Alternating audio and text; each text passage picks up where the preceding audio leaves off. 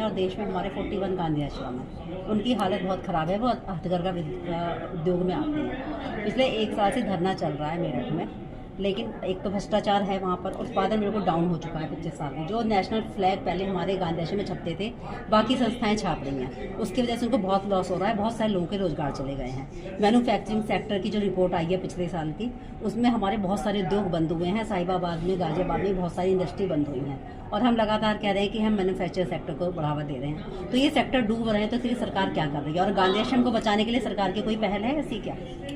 देखिए, खादी को बढ़ावा देने के लिए दिल्ली की सरकार और प्रदेश की सरकार लगातार काम कर रही है। जी जी। खादी का उत्पादन उत्तर प्रदेश में बहुत ज़बरदस्त था। जी।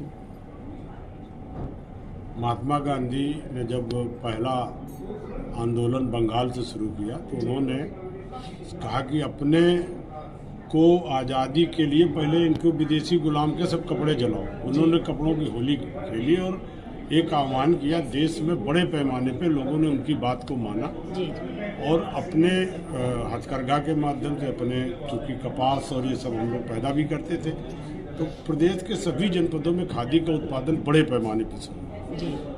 धीरे धीरे समय बदला, बदलता गया तो लोग खादी से जो पहले जुड़े रहे। हम लोग तो बचपन में केवल वही मोटा कपड़ा मिलता था, कहीं कोई इस तरह की कपड़े नहीं थे, तो खादी पर लोग जुड़े थे।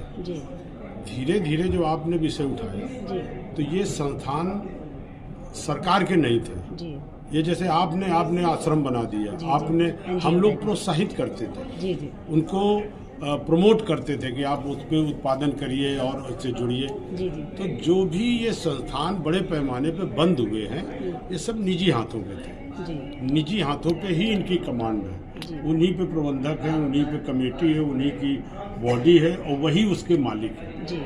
हम लोग तो केवल उनको जो सुविधाएं थी, रॉ मटेरियल देना, उनको सब्सिडी देना, ये काम हम लोग कर रहे हैं। कुछ विषय हमारे पास आए हैं कि बहुत जगह पुरानी संस्थाएं थी, ज़मीनें महंगी हो गई, लोगों ने उनके गलत तरीके की निगाह रखी है, वो कर रहे हैं।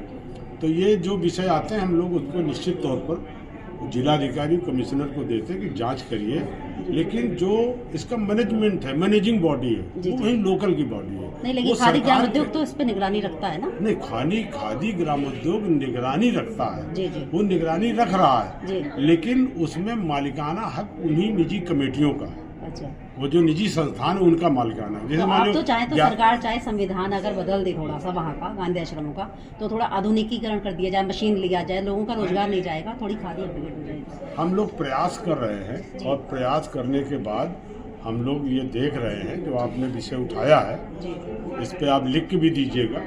हम लोग वहाँ के जिला अधिकारियों का भी, जब मैं गाजियाबाद में बैठक में गया था तो एक विषय आया था, तो हमने डीएम को जांच दी, कमिश्नर को दी, और प्रयास कर रहे हैं कि जहाँ कोई विवाद हो गए आपस में, वो विवाद भी सॉल्व हों और उत्पादन की ओर लोग बढ़ेंगे।